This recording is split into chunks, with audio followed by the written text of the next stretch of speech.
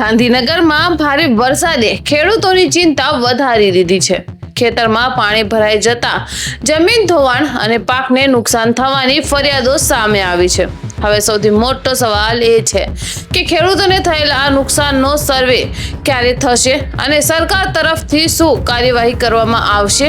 ગાંધીનગર જિલ્લામાં ભારે વરસાદને કારણે અનેક વિસ્તારોમાં ખેતરોમાં પાણી ભરાઈ ગયા હોવાની માહિતી સામે આવી રહી છે, જેના કારણે ખેડૂતોના ઊભા પાકને નુકસાન થવાની સાથે જમીન ધોવાણની સમસ્યા પણ સર્જાઈ છે। મળતી માહિતી પ્રમાણે ભારે વરસાદને કારણે ખેડૂતોના ખેતરમાં પાણી ભરાઈ જતા પાકને નુકસાન થયું હોવાની રજૂઆતો કરવામાં આવી છે।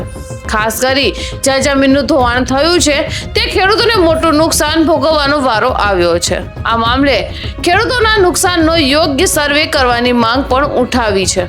ખેડૂતો દ્વારા જણાવવામાં આવી રહ્યું છે કે માત્ર પાકના નુકસાનોનો જ નહીં, પરંતુ જ્યાં જમીનનું ધોવાણ થયું છે તે વિસ્તારોનો પણ સર્વે કરવામાં આવે। આ સમગ્ર મામલે કૃષિ વિભાગ દ્વારા નિયમ મુજબ જરૂરી કાર્યવાહી કરવા માટે સૂચના આપવામાં આવી હોવાનું સામે આવ્યું છે।